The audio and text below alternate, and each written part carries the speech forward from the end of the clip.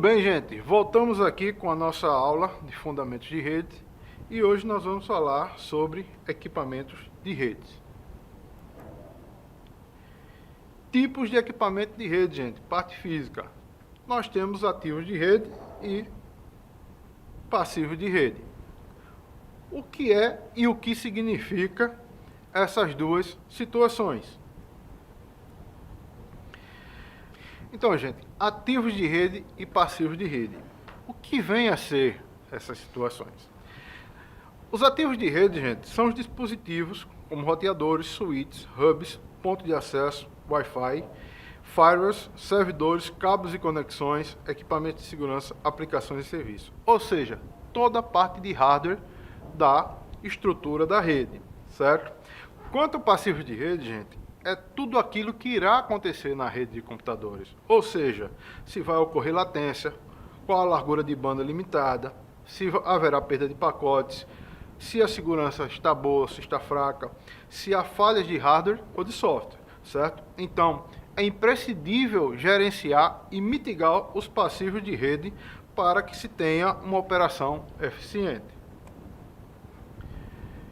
Vamos falar agora sobre cabeamento e sobre a parte da internet sem fio, certo? O meio mais utilizado hoje, gente, é o padrão Ethernet, certo? Que vem subdividido em par trançado não blindado e par trançado blindado, certo?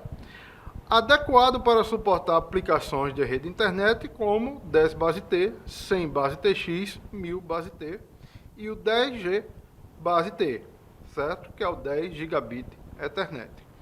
Vejam que o 10 base T e o 100 base TX, ele já é um pouco ultrapassado. Hoje a gente já está trabalhando, já está tendo tráfego na casa do gigabit Ethernet, certo? Também pode ser conectado por fibra ótica, que é um fino filamento contínuo de vidro com uma cobertura de proteção que pode ser usada para se conectar às longas distâncias, certo? E ainda a rede sem fios, que se subdivide em diversas tecnologias, os padrões Wi-Fi, IRDA, Bluetooth, Ronja, WiMAX, WiGig e outras. Então aqui, gente, nós temos o nosso primeiro equipamento de hardware para uma rede de computadores, certo? Que é o NIC, certo? Ou, como muitos conhecem, a placa de rede, certo? O NIC, como poucos conhecem, é o Network Interface Controller, certo? Ou Network Interface Card. É o dispositivo utilizado para conectar um computador a uma rede de computadores. No entanto, no contexto de uma placa de vídeo, a sigla NIC não é utilizada, certo? Essa placa de rede aqui, gente, é de 10 e 100 megabits, mas há placas de rede mais potentes. Tipos de componentes de uma rede, gente. Adaptadores de rede. Então, vocês podem ver aqui na tela vários exemplos de alguns adaptadores, né? Alguns, gente, já são on-board, já ficam na própria placa-mãe de computador. Outros, nós temos que comprar e adaptar, certo? Esses adaptadores são conectados por meio de slot de expansão, como PCIe ou PCI. Fornece a interface física e lógica para que o computador possa transmitir e receber dados por meio de protocolos de rede, como TCP/IP. O hub, gente. O hub é um dispositivo de rede de camada física, que significa que ele opera no nível mais básico da arquitetura de rede, tá? Nós temos o hub passivo e o hub ativo. O hub mais simples é o hub passivo. Não possui inteligência interna e não realiza nenhum tipo de processamento ou filtragem de dados transmitidos, certo? Quanto o hub ativo, ao contrário do passivo, possui circuitos eletrônicos internos que permitem o processamento e regeneração dos sinais da rede. Mesmo o hub ativo certo? Ele já é considerado um pouco ultrapassado, tá? Hoje, o pessoal já utiliza mais o switch, certo? Qual a diferença do hub para o switch?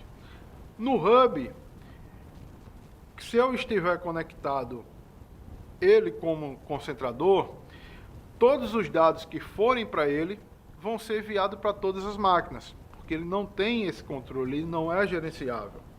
Já o switch, gente, eu posso fazer essa gerência, certo? Vejam que o switch é um dispositivo de rede chamado de link de dados, como nós falamos, que significa que ele vai operar no segundo nível da arquitetura de rede, conhecido como comando de enlace. Ele vai utilizar os endereços MAC, né, que nós falamos, dos dispositivos, para encaminhar cada pacote. Ou seja, através do endereço MAC, da placa de rede daquele dispositivo, do hardware daquele dispositivo, o switch vai transmitir para os dispositivos conectados, certo? Ao invés de fazer como o hub, que transmitiria para todos, certo? O firewall, gente. Bom, o objetivo principal do firewall é ficar entre a rede externa, que é a internet, e a rede interna, que é a rede local da nossa casa ou da nossa empresa.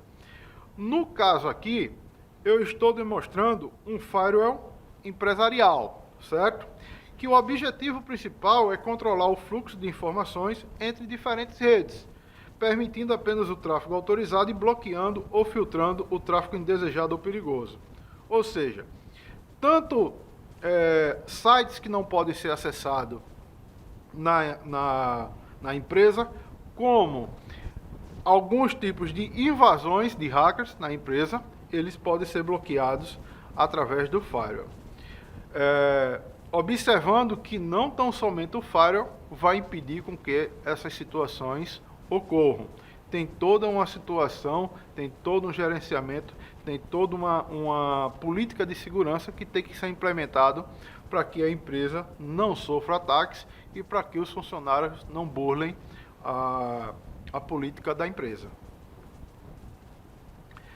O modem, gente. O modem nada mais é do que uma abreviação de modulação e demodulação, certo?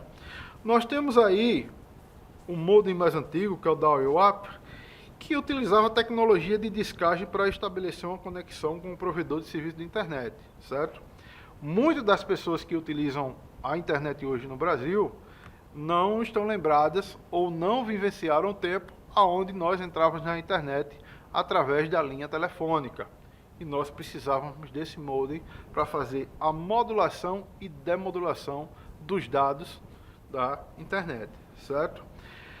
Posteriormente a isso, nós tivemos o modem DSL, que já era uma tecnologia melhor, que já era uma tecnologia, naquela época, de alta velocidade, tá? Utilizando linhas telefônicas. Tivemos o modems a cabo, certo?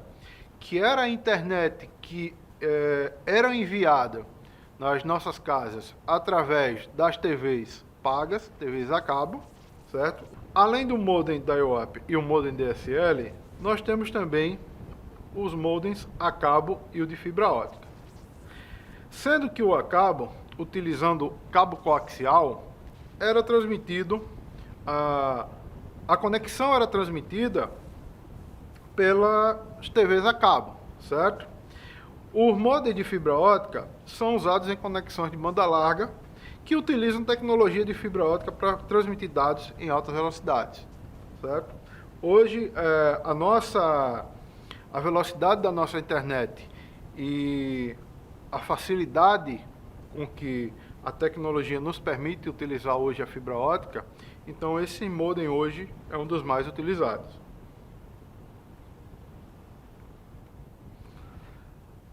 Nós temos aqui, certo, a explicação dos modems, certo?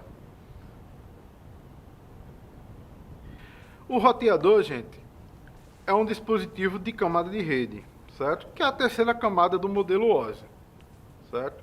Ele utiliza informações contidas nos pacotes de dados como os endereços IP de origem e destino, para determinar qual o melhor caminho para encaminhar esses pacotes pela rede, certo?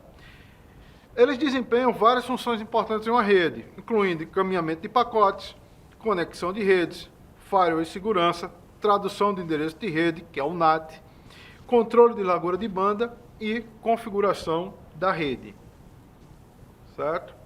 Os roteadores mesh, gente, eles são melhores tecnologicamente e, em sua grande maioria, eles vêm ou com dois componentes ou 3 componentes, tá?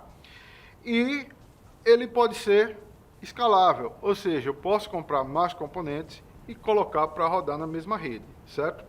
Esses roteadores, gente, não são como os roteadores comuns, aonde eu tenho um ponto de acesso aqui e eu tenho que criar outro ponto de acesso com outro tipo de roteador, tá?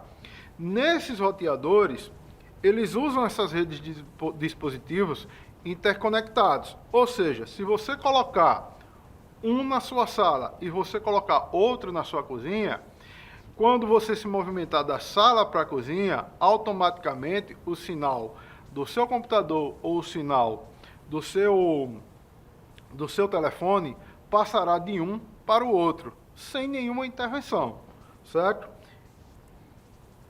Os principais benefícios dos roteadores mesh incluem cobertura estendida.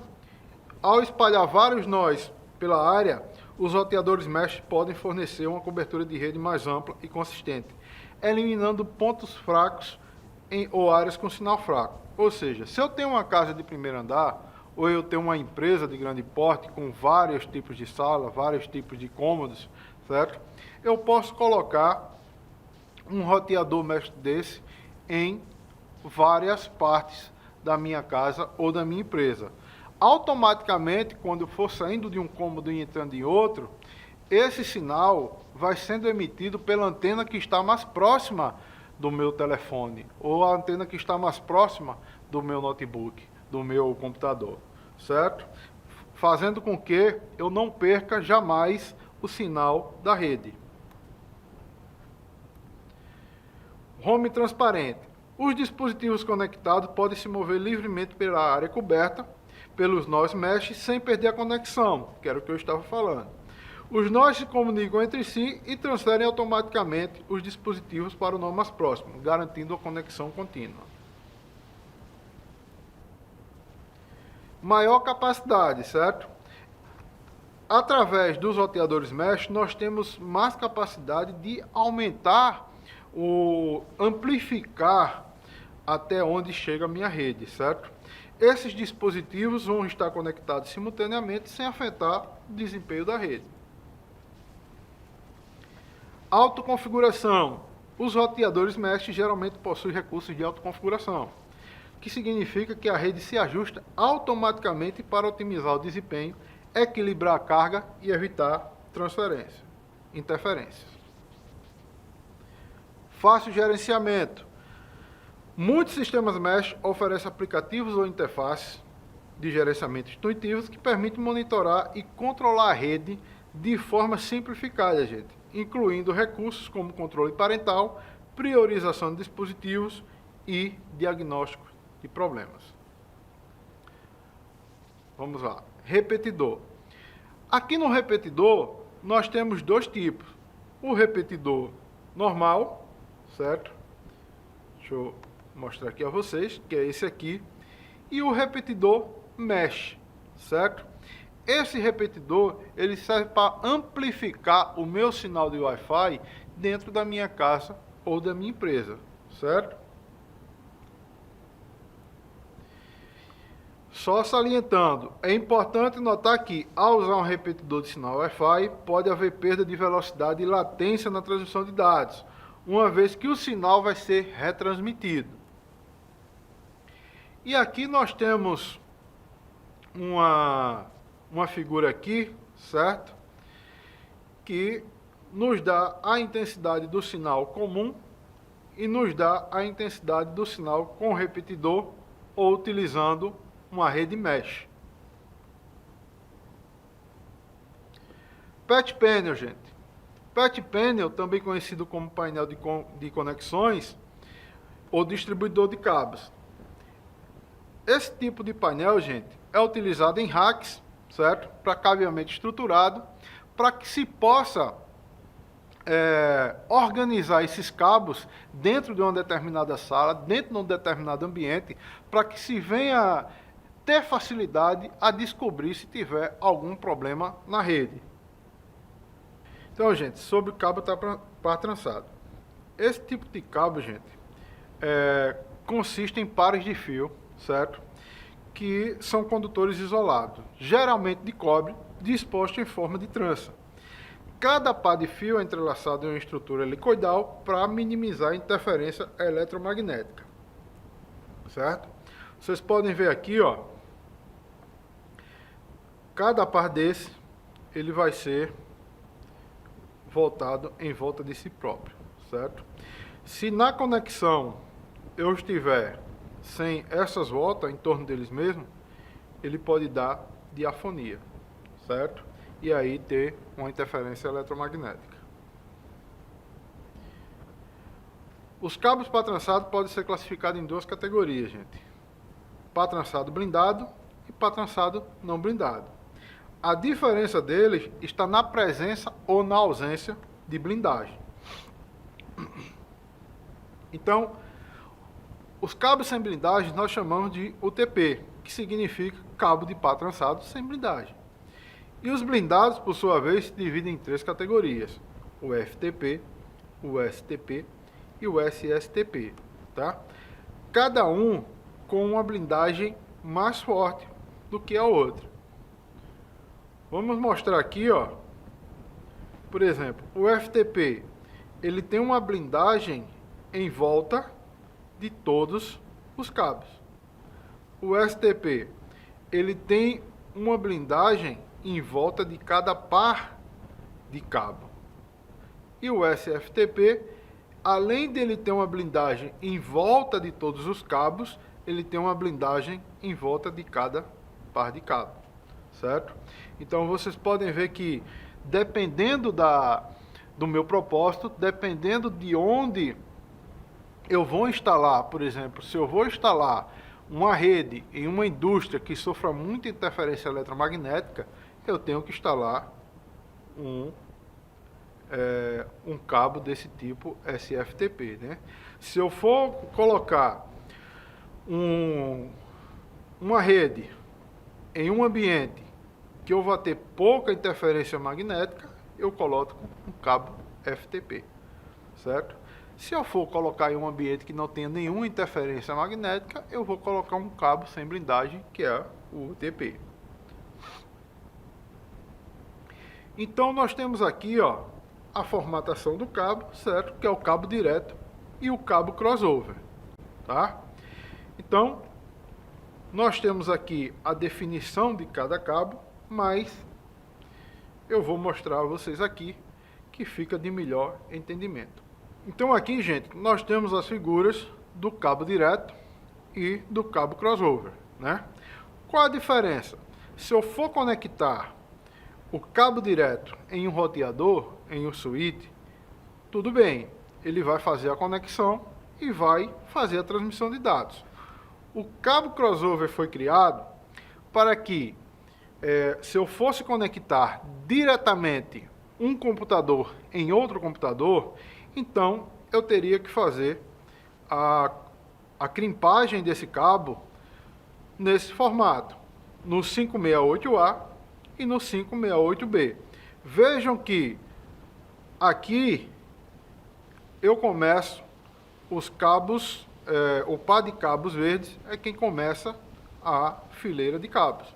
E aqui o par de cabos laranja é quem começa a fileira de cabos, tratando-se da esquerda para a direita, certo? Esses cabos, gente, são definidos pela TIA EA, certo? Que é o 568A e o 568B. Eles foram desenvolvidos em 1991, tá? E foram denominados como EATIA 568 para normatizar as ligações elétricas e eletrônicas de cabos de rede e sua conectorização, certo? Hoje em dia, com o avanço da tecnologia, não é mais necessário nós fazermos cabos crossover, certo? A própria placa, ela já faz essa mudança, ela já vê já sente essa diferença e já faz a transmissão dos dados. Então, hoje, se você for montar, conectar um computador no outro, não tem problema você criar os dois conectores com o 568A, certo? Que é o padrão utilizado. Aqui, ainda demonstrando para vocês os tipos de cabos, nós temos dividido em 8 categorias. Cada um conta com seu próprio padrão, sua própria frequência e sua própria taxa de transferência de dados, né? Hoje em dia, um dos cabos mais utilizados ainda é o Cat5e, e nós já temos uma grande mudança em várias empresas, em vários tipos de suporte de rede para o Cat6, certo? Visto que o Cat6 ele tem uma transferência de dados muito melhor do que o Cat5 e o Cat5e, certo? Então, só para demonstrar aqui, gente, algumas das situações, nós temos a categoria Cat1, Cat2, Cat3 e Cat4. Vejam que nenhuma dessas categorias é utilizada por não suportar mais a velocidade. Veja que aqui no Cat4, ó, era utilizada para transmitir dados a uma frequência de 20 MHz e dados a 20 megabits por segundo. Se a gente hoje já está trabalhando com gigabits, esse cabo aqui não suportaria, certo? Então ele foi substituído pelo Cat5 e atualmente Cat5e, né? Houve um update nesse cabo, certo? Pode ser usado com frequência até 125 MHz. Já o Cat6, gente, trabalha com a frequência de 250 MHz, ou seja, é como se eu tivesse uma via de transferência de dados e aí essa via se transformasse numa via de mão dupla, certo? Mas só que é um detalhe, gente. O alcance do Cat6 é de apenas 55 metros, tá? Agora, o Cat6A, que já é uma update do Cat6, ele permite uma transmissão até de 100 metros, certo? Suportam frequências de até 500 metros e com maior poder de reduzir interferências e perdas de sinal. A categoria 7, gente, tanto a 7 como a 8 são categorias mais robustas, certo? A 7, vejam que nós temos aqui uma taxa de transferência de 10 gigabits por segundo a 600 MHz numa distância de 100 metros. Mas alguns testes comprovaram que, testado num comprimento de 50 metros, ele atinge 40 gigabits por segundo e com 15 metros, incríveis 100 gigabits por segundo, certo? Ele tem blindagem interna de alumínio, certo? Melhorando assim a interferência e o ruído eletromagnético, certo? Já a categoria Cat8, gente, nós vemos aqui que ela consegue atingir 40 gigabits a 2000 MHz. Alguns Cat8 são até banhados a ouro, certo? O único empecilho do Cat8 aqui é que ele só consegue essa velocidade a, no máximo, 30 metros. Esse tipo de cabo, gente, ele só vai ser utilizado, vamos dizer assim, para transferência de dados de um servidor robusto para outro servidor robusto. Ou seja, se eu tenho vários servidores na minha empresa ou se eu tenho vários servidores no meu provedor de serviço, tá? Eu posso conectar um servidor ao outro através de fibra ótica ou posso conectar um servidor ao outro através do Cat8. Certo? E aqui tem uma tabela de desempenho dos cabos para trançado, certo? Veja, até da categoria 1 até a categoria 8, a frequência máxima, a taxa de transmissão máxima e a distância máxima de cada um. Vejam que de todos aqui, né, o Cat8 aqui é o único que vai estar no máximo a 30 metros de distância para poder fazer a sua transferência da forma melhor possível. Então, gente, vamos falar agora de fibra ótica. Tá? O que são fibras óticas, gente? Filamentos flexíveis fabricados em material transparente com fibras de vidro ou plástico e que são utilizados como meio de propagação de luz. As fibras ópticas são geralmente muito finas, tá? Com apenas alguns micrômetros de espessura, mas podem ter vários quilômetros de comprimento. Alguns dos principais usos da fibra ótica: transmissão de dados, obtenção de imagens e sensores, né? Ou seja, na transmissão de dados pode ser usado para transmitir dados de internet, telefone, televisão, rádio, etc. Na obtenção de imagens, as fibras ópticas podem ser usadas para obter imagens de lugares de difícil acesso. E nos sensores, por meio da fibra ótica, é possível construir uma grande variedade de sensores capazes de variações sensíveis de temperatura. Aqui nós estamos mostrando dois tipos de fibra ótica, gente. Uma que é a multimodo e a outra monomodo, certo? Vejam que aqui, ó, na multimodo, deixa eu colocar aqui o meu laserzinho. Vejam que aqui na multimodo, como ela é mais ampla, certo? Mais espessa, os feixes de luz, eles vão debatendo dentro da parede, fazendo com que se percam dados, certo? Do início até o final do seu destino. E ela consegue emitir esses dados no máximo a 300 metros. No monomodo, como ele é mais estreito, o sinal da luz consegue chegar até a 80 km, certo? Aqui nós temos o cabo coaxial, gente, tá? O cabo coaxial, ele já não é mais utilizado na rede, certo? Ele já, vamos dizer assim, é ultrapassado. São poucos os ambientes, eu acredito que, não sei se ainda alguém que utilize cabo coaxial para transferência de dados, de redes, né, de internet, mas nós temos aqui o cabo 10 base 2. O 10, na sigla 10, significa que os cabos podem transmitir dados a uma velocidade de 10 megabits. O base significa banda base, se refere à distância máxima que o sinal pode percorrer através do cabo. E no caso 2, teoricamente, significaria 200 metros. No entanto, a distância máxima utilizada seria 185 metros. Além do 10 base 2, nós temos também o 10 base 5, mas também é ultrapassado. Aqui é só uma demonstração de como era a placa de rede, né? E de como esse cabo chegava até a entrada aqui na placa para conectar ao computador. E aqui, gente, foi mais uma aula, certo? Agradeço a vocês pela atenção e espero vocês na próxima aula.